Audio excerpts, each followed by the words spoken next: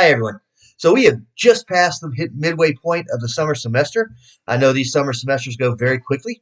Um, and the word midway means something, then it should, because by the time you watch this video, I will have submitted your midterm grades to the registrar. And I believe that they're going to release those on Tuesday or Wednesday. I'm not sure which day it is.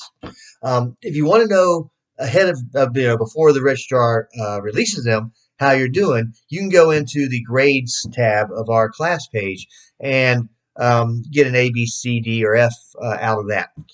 If you are staying caught up, if you're posting in the discussion boards, your original posting by Wednesday and your responses by Sunday, if you're doing your quizzes every week, the reading quizzes, if you're doing all the assignments, particularly if you've done the outline and annotated bibliography this week, you should have nothing to worry about. You're probably passing.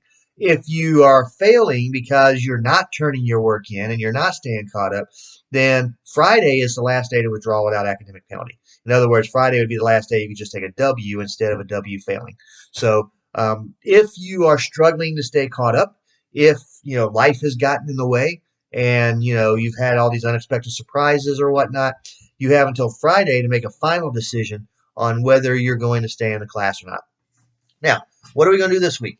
This week, last week we had you do the research. This week we're going to learn how to apply that research through direct quoting. We're going to go a little bit over paraphrasing and summarizing, but I really want you to do direct quotes in this. And when you see the instructions for the essay next week for the first draft, you're going to be required to do direct quotes, okay?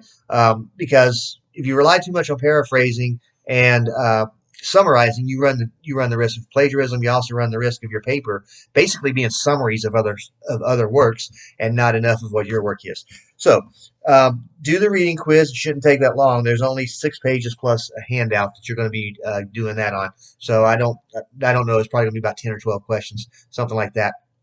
And then do the actual applying the research assignment, or what do I call it?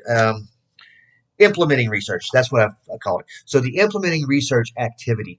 Do that and pay close attention to the rules of the Modern Language Association, or MLA, for how you properly do direct quotes, how you properly format them, how you properly cite them, how you properly show me a paraphrase where I know what a paraphrase or what part of your essay is a paraphrase. Because far too often students will paraphrase and all of a sudden I'll see a citation. I'm like, well, wait a minute. Was it the last sentence? Was it the last paragraph? Was it the last page? I don't know. So you're going to learn how to make it clear where your paraphrases begin and end.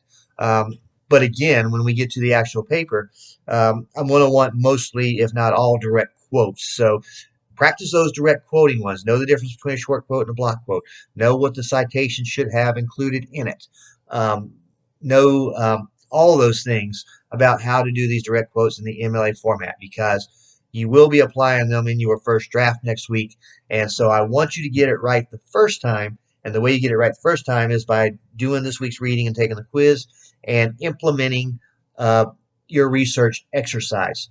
I cannot stress the importance of that enough, because I will be very strict on proper formatting and proper citations when you actually do your final draft of your research paper. So that's it for this week. And if you have any questions, feel free to email me.